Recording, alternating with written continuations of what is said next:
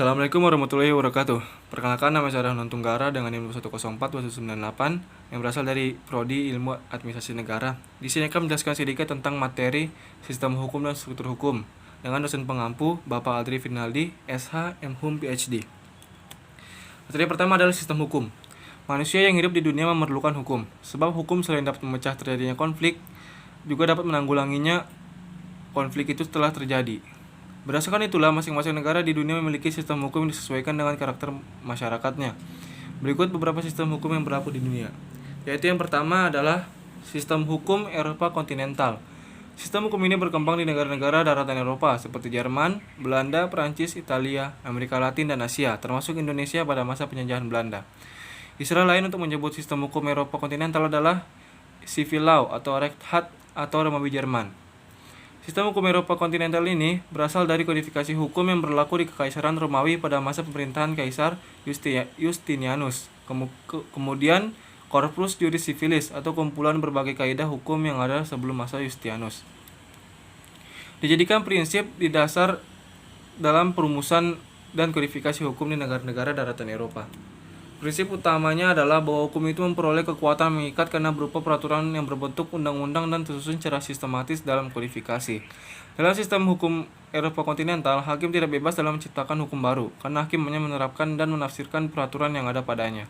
Putusan hakim tidak dapat mengikat umum, tetapi hanya mengikat para pihak yang berperkara saja. Hukum Eropa kontinental memiliki 3 karakteristik, yaitu 1. Memiliki kodifikasi. Dasar sistem dari hukum ini adalah memperoleh kekuatan mengikat karena mewujudkan dalam peraturan-peraturan yang berbentuk undang-undang dan tersusun secara sistematik di dalam kodifikasi. Yang kedua, hakim tidak terikat pada presiden. Pada karakteristik ini, hukum Eropa kontinental tidak dapat dipisahkan dari ajaran pemisahan kekuasaan yang mengilhami terjadinya revolusi Prancis. Yang ketiga adalah sistem peradilan bersifat inkuisitorial. Dalam sistem ini, hakim memiliki peranan yang besar dalam mengarahkan dan memutuskan perkara. Hakim aktif dalam menemukan fakta dan cermat dalam menilai alat bukti. Dalam perkembangannya, sistem hukum ini mengenal pembagian hukum, yaitu yang pertama adalah hukum privat, mencakup peraturan hukum yang mengatur hubungan antara individu dengan individu dalam memenuhi kebutuhan hidup demi hidupnya. Yang kedua adalah hukum publik, mencakup peraturan hukum yang mengatur kekuasaan dan wewenang penguasa atau negara serta hubungan antara masyarakat dan negara. Sistem ini memiliki sisi positif dan sisi negatif. Yang pertama adalah sisi positif. Hampir semua aspek kehidupan masyarakat serta sengketa yang terjadi telah diatur dalam undang-undang atau hukum tertulis, sehingga kasus yang terjadi dapat diselesaikan dengan mudah. Selain itu, adanya berbagai jenis hukum tertulis akan lebih menjamin adanya kepastian hukum dalam proses penyelesaiannya. Yang kedua adalah sisi negatif atau segi negatifnya.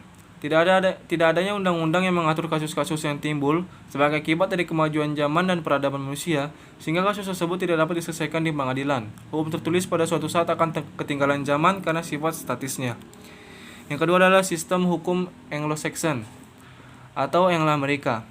Sistem hukum Anglo-Saxon atau Anglo-Amerika ini mula-mula berkembang di negara Inggris dan dikenal dengan istilah rule of law atau common law atau unwritten law, hukum tertulis, atau sering disebut juga dengan istilah case law. Sistem hukum ini dianut di negara-negara anggota persemakmuran Inggris, Amerika Utara, Kanada, dan Amerika Serikat. Sistem hukum ini memiliki nama lain common law. Sistem hukum yang berasal dari Inggris kemudian menyebar ke Amerika Serikat dan negara-negara jajahannya. Kata Anglo-Saxon berasal dari nama bangsa, yaitu Anglo-Saxon, yang pernah menyerang Inggris kemudian ditaklukkan oleh Hertog Normandia William. Sistem hukum Anglo-Saxon merupakan suatu sistem hukum yang didasarkan pada jurisprudensi. Sistem hukum ini cenderung lebih mengutamakan hukum kebiasaan, hukum yang berjalan dinamis, sejalan dengan dinamika masyarakat. Selain negara-negara yang disebutkan tadi, beberapa negara juga menerapkan sistem Anglo-Saxon bersama dengan hukum adat dan hukum agama, seperti Pakistan, India, dan Nigeria. Dalam perkembangannya, sistem ini terbagi menjadi 2. Yang pertama adalah hukum privat, ditujukan pada kaidah-kaidah hukum tentang hak memiliki atau hak milik, hukum tentang orang, hukum perjanjian, dan tentang perbuatan melawan hukum. Yang kedua adalah hukum publik, mencakup peraturan hukum yang mengatur kekuasaan dan wewenang pengusaha atau negara serta hubungan antar masyarakat dan negara. Sistem ini memiliki kelebihan dan kekurangan. Kelebihannya, Anglo-Saxon tidak tertulis memiliki sifat yang fleksibel dan sanggup menyelesaikan semua masalah seiring dengan perkembangan zaman dan masyarakat. Sementara kelemahannya adalah unsur kepastian kurang terjamin dengan baik. Hal ini karena dasar hukum yang digunakan diambil dari hukum kebiasaan masyarakat atau hukum adat yang tidak tertulis. Perbedaan Perbedaan sistem hukum Eropa kontinental dengan Anglo-Saxon adalah: pertama, sistem Eropa kontinental mengenal sistem peradilan administrasi, sedangkan Anglo-Saxon hanya mengenal satu peradilan untuk semua jenis perkara. Yang kedua, sistem Eropa kontinental menjadi modern karena perguruan tinggi melakukan kajian, sedangkan pada Anglo-Saxon dikembangkan melalui praktik prosedur hukum. Yang ketiga, penemuan kaidah dijadikan pedoman dalam pengambilan keputusan atau penyelesaian masalah, sehingga bersifat abstrak pada Eropa kontinental, sedangkan pada kaidah Anglo-Saxon secara konkret langsung digunakan untuk menyelesaikan perkara. Yang keempat, pada sistem Eropa kontinental dikenal dengan adanya kodifikasi hukum, sedangkan sistem Anglo-Saxon tidak ada kodifikasi. Yang kelima, keputusan hakim yang lalu pada sistem Eropa kontinental tidak dianggap sebagai kaidah atau sumber hukum, sedangkan pada sistem Anglo-Saxon keputusan hakim terdahulu terhadap jenis perkara yang sama mutlak harus diikuti. Yang ketiga adalah sistem hukum Islam. Sistem hukum Islam berasal dari Arab, kemudian berkembang ke negara-negara Asia, Afrika, Eropa, Amerika secara individual maupun secara kelompok. Sistem hukum Islam bersumber pada satu, Al-Quran, merupakan kitab suci agama Islam. Sunnah merupakan cerita atau cara hidup Nabi. 3, Ijma, merupakan kesepakatan para ulama besar. Yang keempat adalah Qiyas, merupakan analogi dalam mencari sebanyak mungkin persamaan antara dua kejadian. Berikut adalah beberapa ciri khas sistem hukum Islam yang membedakan dengan sistem hukum yang lainnya. Yang pertama adalah bersumber pada wahyu Allah atau Al-Quran, Sunnah, Rasul, dan ijtihad. Yang kedua adalah ketentuan-ketentuannya didasarkan pada akhlak dan agama. Yang ketiga, sanksi terhadap pelanggarannya adalah rangkap, yakni sanksi dunia dan sanksi akhirat. Yang keempat adalah tujuannya. Tujuannya agar masyarakat tentram dunia dan akhirat. Yang keempat adalah sistem hukum sosialis. Sistem hukum sosialis adalah nama resmi untuk sistem hukum negara-negara komunis. Sistem hukum sosialis berasal dari hukum Uni Soviet yang dikembangkan sejak 1971. Quigley menggambarkan sistem hukum sosialis sebagai hukum negara-negara yang pemerintahnya secara resmi melihat negara sebagai salah satu sosialis atau bergerak dari kapitalisme ke sosialisme, dan yang memegang teguh masyarakat komunistik sebagai sebuah tujuan akhir. Pokok ajaran sistem hukum sosialis adalah hukum yang dijiwai ajaran Marxis-Leninis yang dianut para pakar hukum di Uni Soviet, serta ajaran materialisme dan teori evolusi yang berpendapat bahwa materi merupakan satu-satunya benda nyata di dunia ini. Sumber hukum dalam sistem hukum sosialis adalah keputusan tertinggi para penguasa berupa produk kebijaksanaan, pemerintah, atau negara.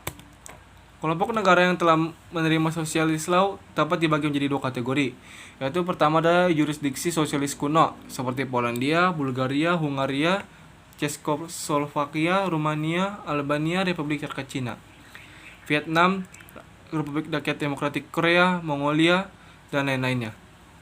Yang kedua adalah sistem hukum sosialis terbaru atau yang kemudian berkembang, seperti Republik Demokratik Kamboja, Laos, Mozambik, Angola, Somalia, Libya, Ethiopia, Guinea, dan Guyana. Partai Komunis adalah badan yang benar-benar memerintah dan merencanakan pada sistem hukum sosialis. Sekali itu diputuskan, bagian dari kebijakan, mereka mengkomunikasikan rencana mereka ke seluruh lembaga negara, dan kebijakan ini akan diikuti legislatif, eksekutif, dan yudikatif. Banyak sarjana mengidentifikasi beberapa perbedaan antara sosialis law dan civil law. Yang pertama adalah sosialis law diprogram untuk menjauhkan keburukan yang tidak muncul dari kepemilikan pribadi dan kelas sosial. Yang kedua adalah negara-negara sosialis didominasi oleh satu partai politik. Yang ketiga, dalam sistem sosialis, hukum adalah subordinasi untuk menciptakan aturan ekonomi, di mana hukum privat diserap oleh hukum publik. Yang keempat adalah sosialis law mempunyai karakter rigiditas palsu. Yang keempat, sosialis law adalah prerogatif hukum normatif. Yang selanjutnya adalah mixed law atau hukum campuran. Hukum campuran merujuk pada kombinasi berbagai elemen hukum legal yang telah dipaparkan di atas. Hukum campuran juga dikenal dengan sebutan hukum pluralistik, yang menggabungkan beberapa sistem legal seperti hukum sipil, adat, dan hukum agama. Hukum campuran kerap ditemukan di negara bekas jajahan yang selepas kemerdekaannya masih mempertahankan beberapa elemen hukum kolonial dan menyesuaikannya dengan konteks masyarakat saat itu. Beberapa sistem hukum campuran dapat ditemukan di negara bagian Louisiana yang menggabungkan antara hukum sipil dan common law. Demikian juga Afghanistan yang mencampurkan antara hukum sipil, hukum adat, dan aturan syariah. Selanjutnya adalah sistem hukum di Indonesia. Sebagian negara hukum di Indonesia mengatur 3 sistem hukum sekaligus yang hidup berkembang di masyarakat, yakni sistem hukum sipil, sistem hukum adat, dan sistem hukum Islam. Selanjutnya adalah struktur hukum. Struktur hukum atau legal struktur merupakan institusionalisasi dari entitas-entitas hukum Sebagai contoh adalah struktur kekuasaan di pengadilan Indonesia yang terdiri dari pengadilan tingkat 1, pengadilan banding, dan pengadilan tingkat kasasi. Jumlah hakim serta integrated justice system. Selain itu juga dikenal dengan adanya peradilan umum, peradilan agama, peradilan militer, peradilan tata usaha negara, dan peradilan pajak. Selanjutnya, Friedman menegaskan bahwa hukum memiliki elemen pertama dari sistem hukum, antara lain struktur hukum, tatanan kelembagaan, dan kinerja lembaga. Secara kelembagaan, sistem hukum yang berlaku di Indonesia terdiri atas beberapa struktur hukum, meliputi badan peradilan, kepolisian, badan penuntutan kejaksaan, lembaga pemasyarakatan, penasihat hukum, konsultan hukum, serta badan-badan penyelesaian sengketa hukum di luar pengadilan. Mungkin cukup sekian dapat saya sampaikan, kurang lebihnya saya mohon maaf. Wabillahi taufiq wal hidayah. Assalamualaikum warahmatullahi wabarakatuh.